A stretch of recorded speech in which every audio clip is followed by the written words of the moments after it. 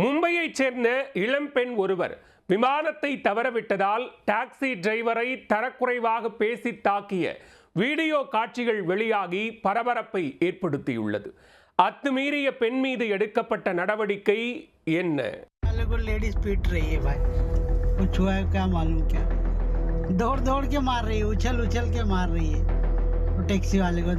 வீட்டில் இருந்து புறப்படும் போதே தாமதமாக கிளம்பிவிட்டு உன்னால் தான் விமானத்தை தவறவிட்டு விட்டேன் என புதுமை பெண் ஒருவர் டாக்ஸி டிரைவர் மீது தாக்குதல் நடத்தும் காட்சிகள் தான் இவை. இதுபோன்று பொதுவெளியில் அத்துமீறும் பெண்கள் மீது நடவடிக்கை பாயுமா?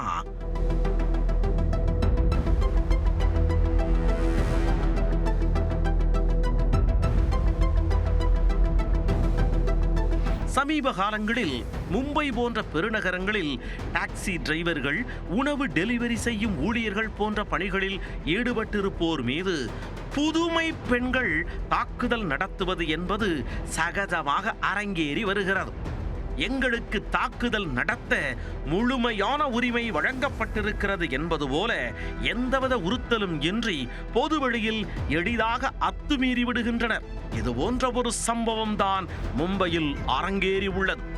மும்பையைச் சேர்ந்த அந்த இளம்பெண் விமானத்தில் செல்ல முன்பதிவு செய்துள்ளார்.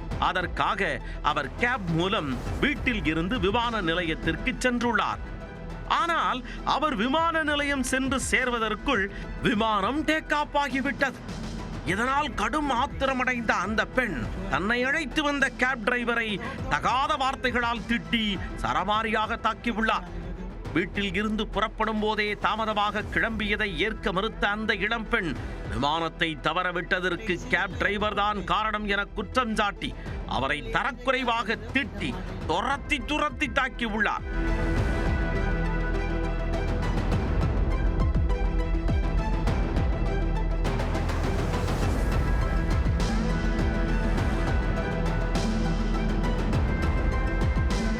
இந்த வீடியோவை பார்த்த நெட்டிசன்கள் பலரும் அந்த பெண்ணை கண்டித்தும் அவரை கைது செய்ய வேண்டுமென வலியுறுத்தியும் தங்கள் கருத்துக்களை தொடர்ந்து பதிவிட்டு வருகின்றனர்.